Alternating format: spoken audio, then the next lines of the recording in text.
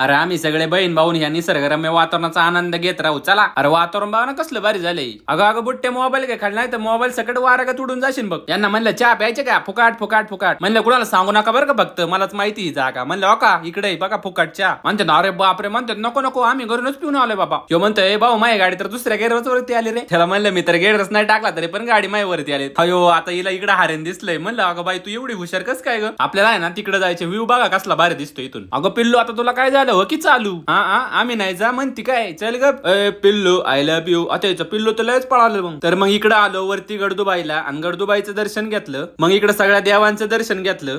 हळू अरे नाही तर ह्यो पडन तुम्हाला पाडीन. हे म्हणते तिकडे काय रे? म्हणलं चला तुम्हाला नेतो. मग इकडे वरती आलो. म्हणलं सावकाशी अरे नाही तर पडसान बिडसान. मग इथं दर्शन घेतलं. अगं बाबो पत्राचा चांगलाच वाकलाय रे. नीट बरं का नाही तर पत्रा सगळं आपण जायचो बाबा वाकून पळा बाबा इथून. अरे नुसताच नाही आपण डोक्याला ताप आहे बाबा. तर चला तुम्हाला दाखवतो धबधबा बाबा. तर तुम्हाला म्हणलं होतं मागच्या